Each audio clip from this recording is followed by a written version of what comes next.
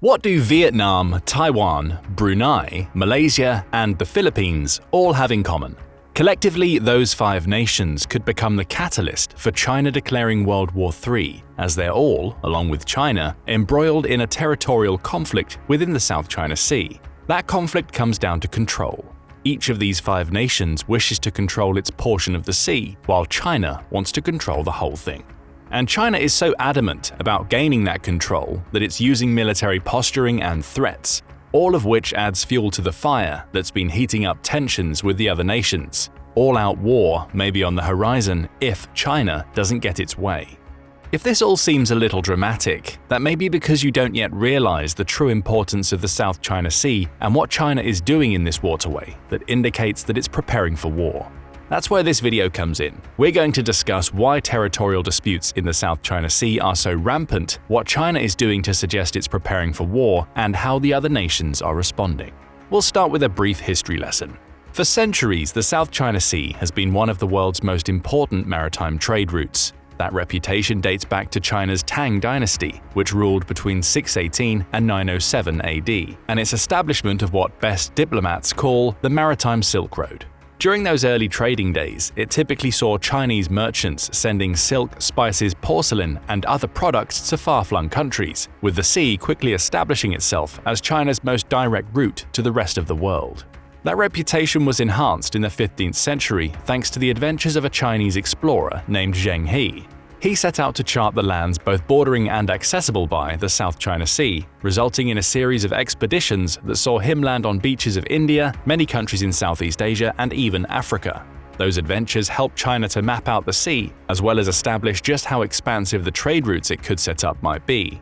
Of course, China was far from the only country to recognize the importance of the South China Sea. At various points throughout history, the sea has been embroiled in territorial conflicts, with Japan's occupation of the sea during World War II perhaps being among the most significant. Once Japan lost that war, it was forced to relinquish control of the South China Sea, with the 1951 Treaty of San Francisco determining the territorial distribution of the islands within the waterway. Therein lies the source of a consternation that has grown to the point where it's creating the threat of war today. As China has grown in power, aided in no small part by the significant military modernization it's undergone since the 1990s, it's attempted to enforce its control over the South China Sea. To Beijing, China shouldn't even have to grapple for that control. It historically governed the sea and should be able to do so again today. However, the 5 countries mentioned earlier, Vietnam, Taiwan, Brunei, Malaysia, and the Philippines, all have legitimate claims to portions of the South China Sea and have opposed China's efforts to assert its dominance of the waterway. All of which brings us to a question: why does the South China Sea matter so much? We've already discussed one of the reasons: trade. As important as the South China Sea was during the Maritime Silk Road days of the Tang dynasty, it sees even more trade flowing through it today. According to China Power, about 80% of global trade is conducted via sea, with 60% of that trade flowing through Asia. The South China Sea is a key link here. About a third of the world's total maritime trade flows through the sea.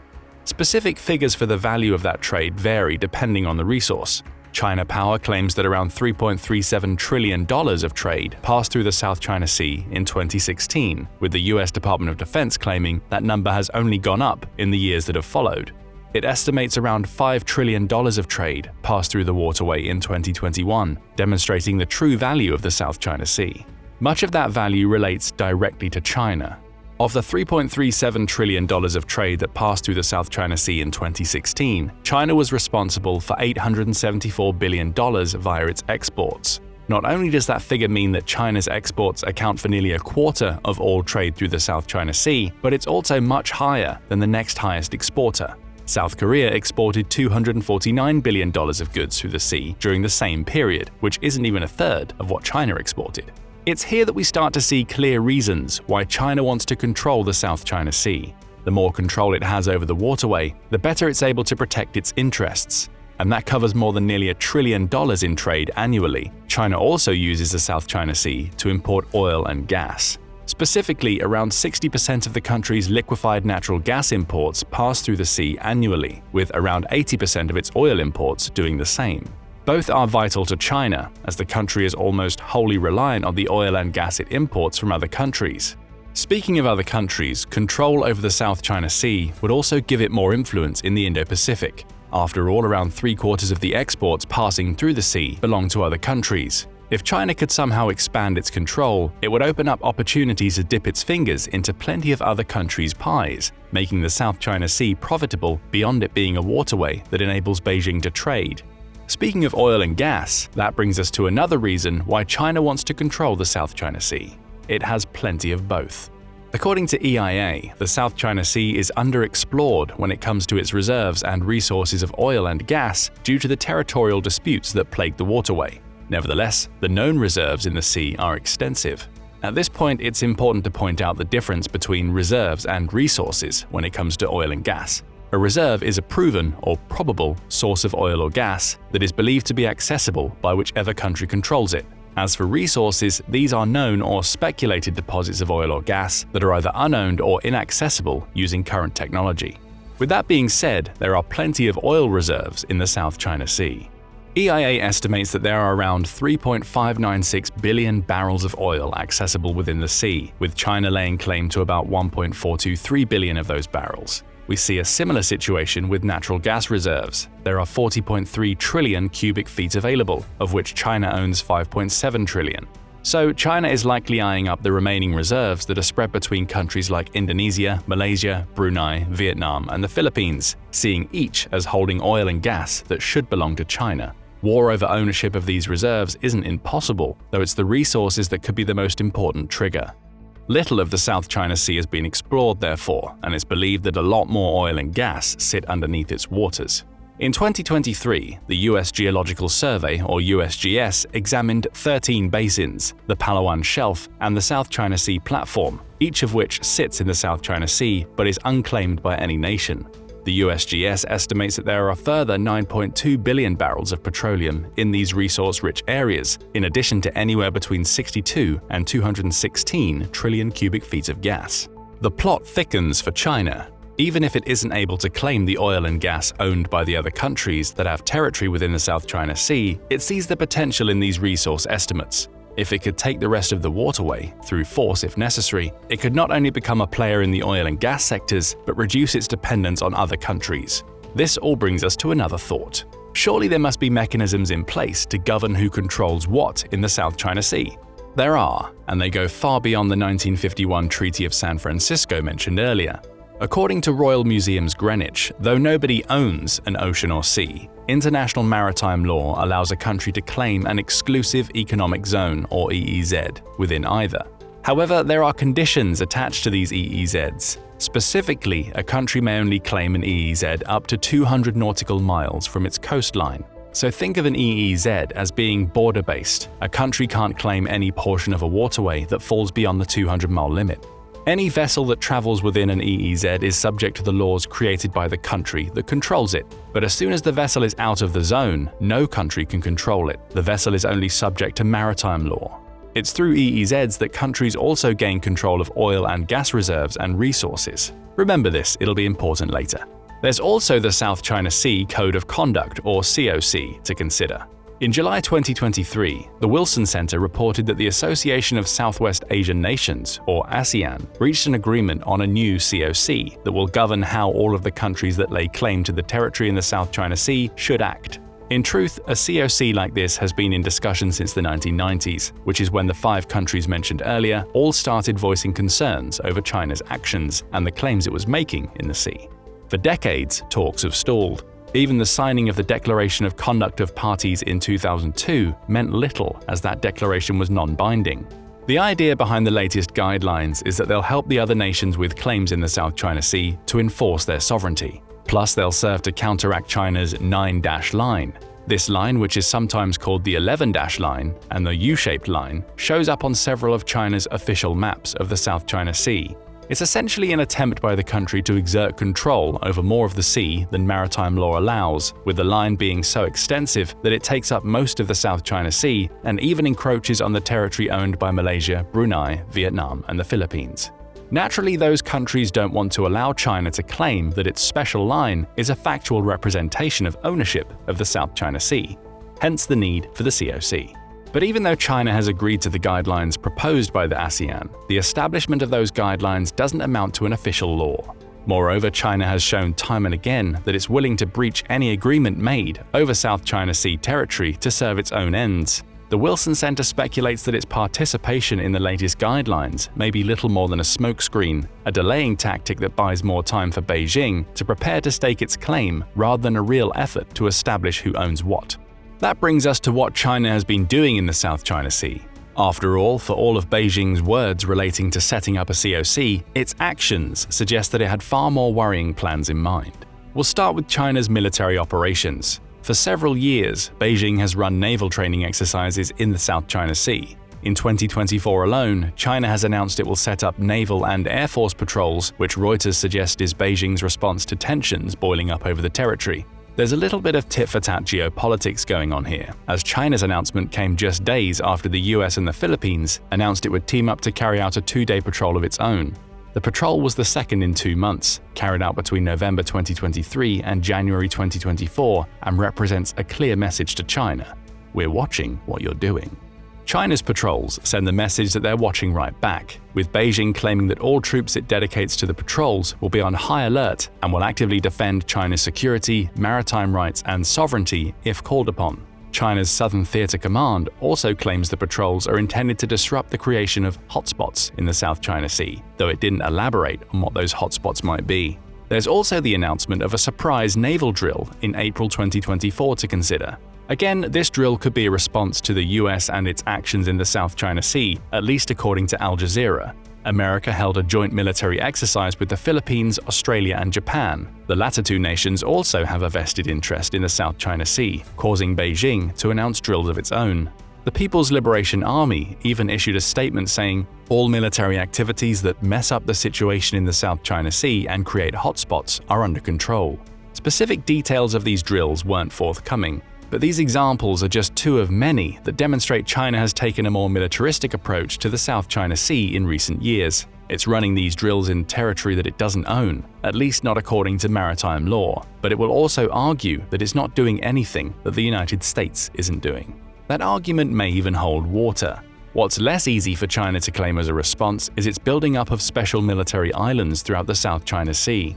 In March 2022, The Guardian reported on US claims that China had not only built 3 man-made islands in the South China Sea, but was militarizing those islands to essentially turn them into floating fortresses. All 3 are supposedly equipped with anti-aircraft and anti-ship missile systems, in addition to hosting fighter jets, lasers, and jamming equipment. An American Indo-Pacific commander named John C. Aquilino noted that these actions contrasted the claims from China's president, Xi Jinping, that the artificial islands Beijing was building in the South China Sea wouldn't be militarized. Though Xi claimed no military bases would be formed, Aquilino says satellite imagery paints a very different picture.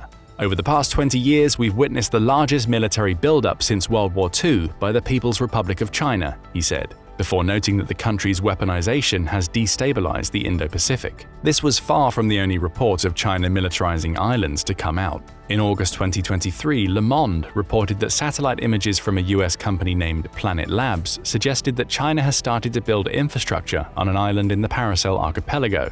That island is notable not only because it's south of the coast of another Chinese island named Hainan, but also because it's not far from Vietnam's coast.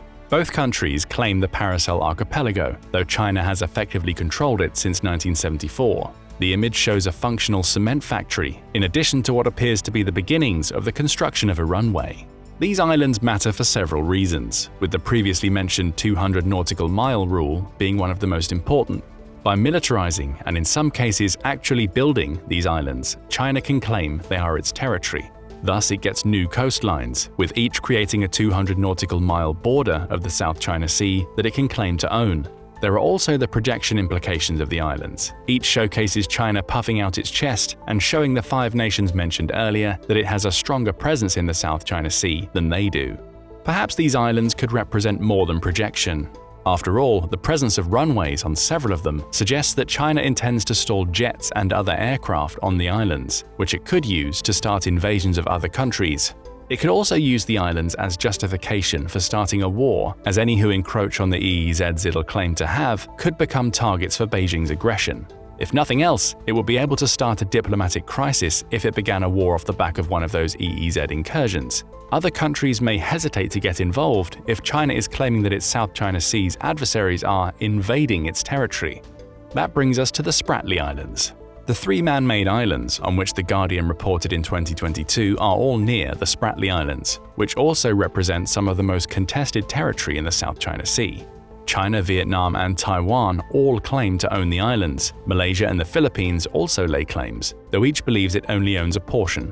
Even Brunei is getting involved, as it has laid claim to a contentional shelf that overlaps a reef to the island's south since 1985, though it hasn't made an effort to officialize that claim. What makes these islands so important? Their collective location is one part of it. The Spratly Islands is a group of around 100 small islands and reefs, which are located near Vietnam and the southern Philippines. They're certainly closer to both than they are to China, but cover a huge portion of the South China Sea. That's one of the reasons why China wants them. Taking control of the Spratly Islands would mean having a collection of islands all spread out, through which China could create more EEZs. Each could have a 200 nautical mile radius around it, effectively granting China control over the southern portions of the South China Sea that border Brunei, Malaysia, Vietnam, and the Philippines. A valuable tactical position. Plus a great way to control the flow of trade in and out of these countries. The CIA also notes that the waters surrounding the Spratly Islands are strong fishing grounds. China would love to control those, as well as potentially play host to large oil and gas resources. Still, there's a caveat to taking control of the Spratly Islands. Though valuable tactically, it's difficult to consider most of the islands as legitimate islands. That's according to EIA, which points out that the Spratly Islands spread out across a massive 158,000 square miles, though less than 3 square miles of that massive area is considered habitable. That's why China is building man-made islands close to the Spratlys. It's developing new and habitable land to legitimize its claim over the Spratly Islands so it can reinforce its control over the South China Sea. That habitability issue creates another problem. To be considered an island, a body of land must be above sea level at all times, as well as being habitable. The Australian Broadcasting Association notes that this only applies to about half of the Spratly Islands, meaning the rest are just considered as rocks or reefs. That will be a blow to any Chinese claim of the South China Sea ownership if it tried to create EEZs around each island, as well as being a source of dispute that could spark a conflict. Of course, building new islands near the Spratlys is China's attempt to make this point moot. It'll claim EEZs around these man-made islands to exert its control too. Finally, there are China's Air Identification Zones, or AIZs, to consider. In 2016, the BBC reported on the results of an international tribunal stating that there was no legal basis for China to set up AIZs in several areas of the South China Sea that it claims are its territory.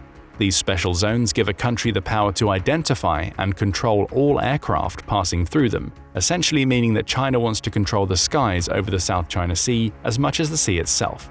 China's then Vice Foreign Minister, Liu Zhenmin, responded to the tribunal's findings by pointing out that China has the right to set up AIZs over any territory it claims in the South China Sea. That's true to an extent, but it leaves out the fact that China is claiming territory that much of the rest of the world, including the 5 nations it's preparing to attack, says doesn't belong to China. Beijing doesn't seem to care. Though the tribunal found that China had encroached on the Philippines and its sovereign rights, in addition to harming coral reefs within its AIZs, China has done little to pull back on its claims.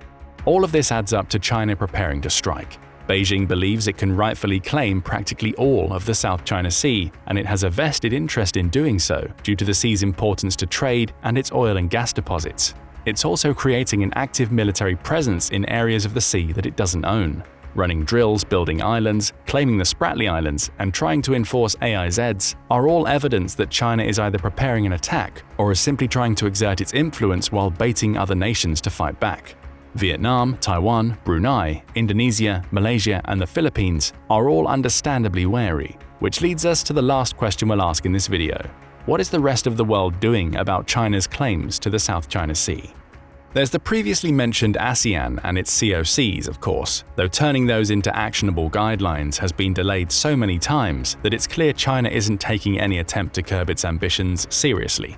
It's still part of ASEAN to keep a dialogue going, but it's clear that Beijing won't be relinquishing its hold on the South China Sea because of any ASEAN guidelines. But there are other, more novel responses. Take Indonesia as an example.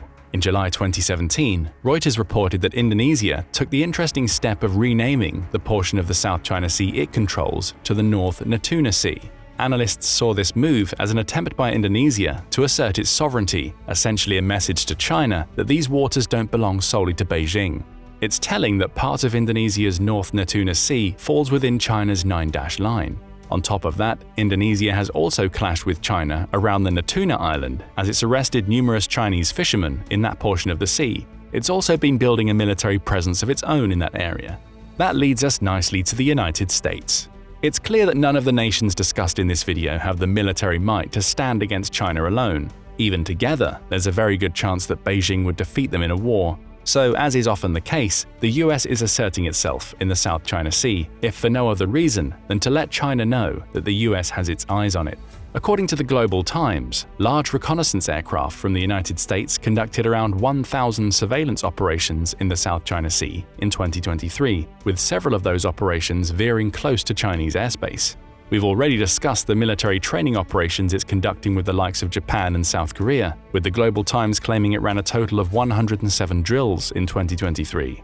The same outlet adds that at least 2 American nuclear-powered strategic ballistic missile submarines, along with 11 attack submarines, entered the waters at some point in 2023. Of course, it's worth mentioning that the Global Times isn't the most reliable of sources, especially given that some commentators have taken to calling it China's Fox News. It's also China's national English-language news outlet, meaning you could argue that the figures it presents are biased or inflated. But at the same time, the US isn't trying to hide away from having interests in the South China Sea. As recently as May 2024, a US Navy destroyer conducted what the Navy dubbed a freedom of navigation operation in the South China Sea. That mission specifically challenged the restrictions on innocent passage imposed by the People's Republic of China on Taiwan and Vietnam, and included the destroyer sailing by the Paracel Islands.